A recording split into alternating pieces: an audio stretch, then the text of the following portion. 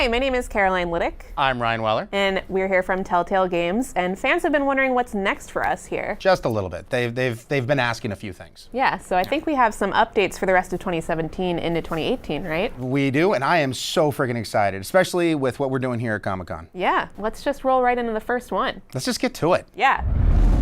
I told you I'd see you again, didn't I? You and me, we're two threads in the same stitch. You see, I met some inspiring people out here. Made some new friends.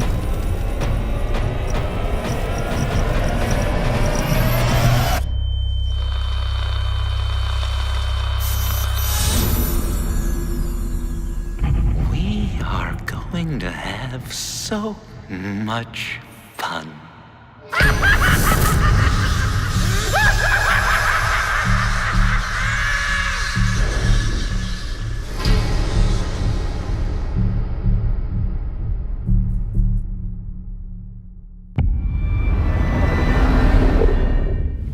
With season 1, we had the challenge of finding out how far we could take Batman and bend it before it breaks. We found out that you could bend it pretty far.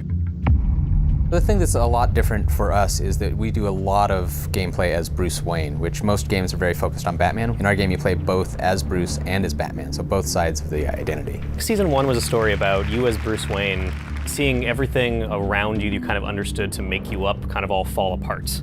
The whole Batman mythos is all about Bruce Wayne having his parents sacrifice themselves for him at a young age. And our story is about Bruce finding out that his father was actually corrupt. His family wasn't what he thought it was. He's finding out that his company could be taken away from him. The people he cares most about are in danger. His heroes have now really become the people that he now fights. There's a great quote by Harryhausen. The best monster is one you can imagine in repose. In season 1, we got a chance to set up some of the villains that people are the most familiar with. But in The Enemy Within, we get to see those villains, those monsters in repose. We're allowing the player to explore a philosophy of a means to an end. Like, how far are they willing to go? What parts of themselves are they willing to compromise to get the job done?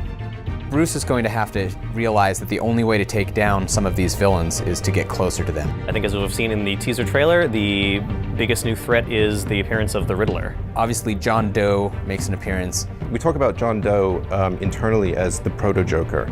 Obviously, Telltale Games are all about choices. They're all about talking, and then every time you talk to John Doe, you should be wondering, is he listening to what I'm saying? He very well might be. The thing that I've always loved about Telltale Games is there's a partnership between myself and the game to where I am helping to create my own narrative. The stakes have never been higher than it does with a Batman game because now I'm creating my own Batman. The sandbox goes from here to here. If you played season 1 and you enjoyed getting to know some of the Batman villains who were a little bit different than you saw in canon, being able to form close relationships with them, befriend them, become their mortal enemies, you are going to have an amazing time in The Enemy Within. Telltale's Batman: The Enemy Within premieres this August. The billionaire or the bat? Which mask will you wear? Oh my God, that is so freaking cool. I cannot wait for this second season of Batman. And Troy Baker is back. I am so stoked. And it premieres in August, which is super close. I have to know, what else have the fans been asking about our future endeavors and what we're putting out here? We finished up The Walking Dead: A New Frontier in spring, and we may or may not have had a couple tweets here and there asking about what Clementine's up to. And so we brought our dev team in to talk about what she's up to, where she's going, what her journey is, and what's up next for Telltale's The Walking Dead. So let's take a look at that. We've been on this journey with Clementine since 2012. We had no idea that Clem was going to mean so much to players. When we first started working on Walking Dead, we knew it was a redemption story about the man named Lee. And Clementine was the lens that we see all of our actions. For this to really work, I think we needed a Clementine who was smart. We needed a character who was self-reliant. We needed a character who was there to help you and not be a hindrance. It was kind of a risk putting a kid as a main character in a game. The fact that she was such a likable character, her heartbreaking relationship with Lee was amazing. She started out as a symbol of something to worry about, but she became a symbol of hope. She became something that represented what we all live for. I always look at Clementine Season 2 as being defined by survivor's guilt. Stuff has happened, time has gone by, and she's not as trusting immediately of people she meets, and they're not trusting of her. The whole season of Season 2 was about kind of weighing the options of how do you define your own family. One of the more defining characters that she meets in Season 2 is Carver. In Episode 3, you know, he's basically like, you're not like the rest of them. You're meant to lead, you're not meant to follow. You can make the hard decisions. It is not difficult at all when things like the finale of Season 2 happen, where you have to make this horrible decision to feel that. I really legitimately felt so horribly sad in that session. What a horrible, tragic ending. I was actually surprised at how many people in the end ended up going off on their own. The Clementine you meet at the beginning of Season 3 is definitely shaped by the events of 2. She's had a really rough go of it. Those that do survive generally tend to be those that have withdrawn into themselves and found internal strengths to kind of deal with the horrors.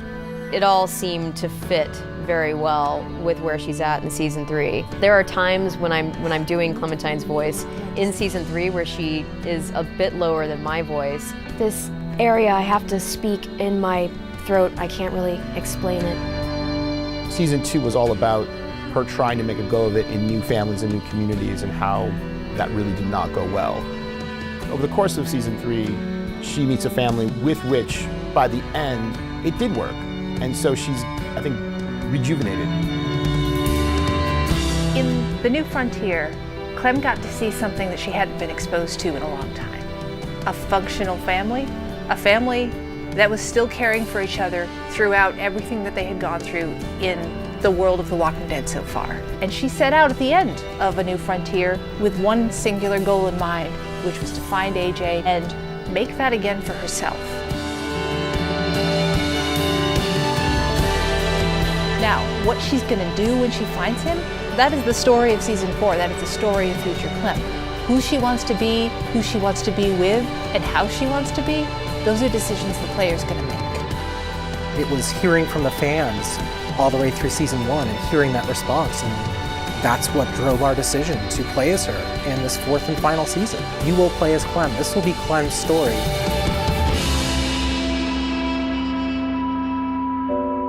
It's gonna be an amazing experience. Thank you all so much from the bottom of my heart. It's been a lot of blood, sweat, and tears, and so much love has been behind this whole experience. Good luck. I'll be right there with you.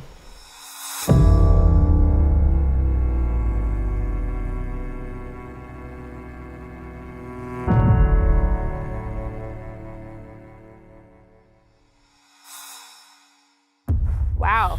4th and final season. That's crazy. That was insane. I mean, it's been quite a journey from the 1st season to the 4th season. It has. And I'm so excited to play as Clementine again. She's such a badass. So in 2017, we have Batman: The Enemy Within premiering. Yeah. And then in 2018, we have Walking Dead premiering. Mm-hmm.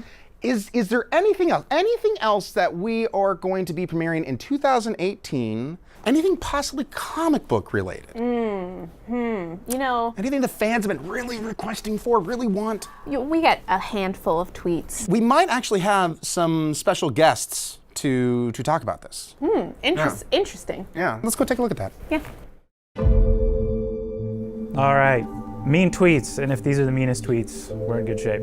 Oh wow, we got so many, y'all. Abrams says, "Where the f is Wolf Among Us Season 2?" I'm right there with you, buddy. Okay, this is getting ridiculous now. We want a 2nd season of The Wolf Among Us already. It is ridiculous. I agree. You are correct. In all caps, Season 2 Wolf Among Us, I want some damn answers. It's rude. At Senpai8, where is my boy, Big Bad Wolf? Wolf emoji, at Wolf Among Us 2. Senpai may have noticed me, but he did not notice spell check. At DRiverO, I'm just gonna tweet y'all every day until we get the Wolf Among Us 2, I swear. Can we get someone to check if we actually did that? DRiverO has been tweeting us every day, and let's see if that's gonna pay off.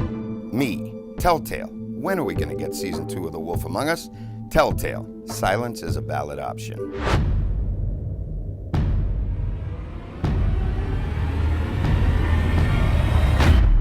Okay, Mondays. You've been bugging me for 3 years. Where's Season 2? Where's more Wolf Among Us? Well, it finally paid off. Congratulations. Season 2, 2018.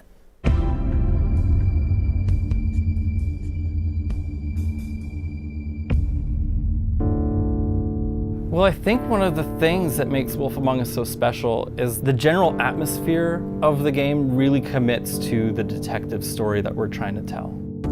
Fables is fantastic. It's an award-winning series. This was our own take on Bill Willingham's world. This universe, this Fable town, this iteration, everything was just bathed in neon. I feel like Big B is facing in this game an interesting challenge of like he's got this past that he can't control.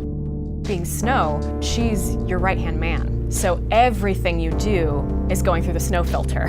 The thing that you want to do is the thing that you shouldn't do. To me, that's like Wolf in a nutshell. I think we put people in a place where they really could connect with Big B in that dilemma. I think we're excited to get back into this world again. You know, a new story, a new mystery, an all new set of stakes. To the fans of The Wolf Among Us, I can't thank you guys enough. Thank you for your patience. You're getting Wolf Among Us Season 2. Telltale fans, this is going to be for you guys. This is happening because of you. I'm just really happy that we get to be able to do this.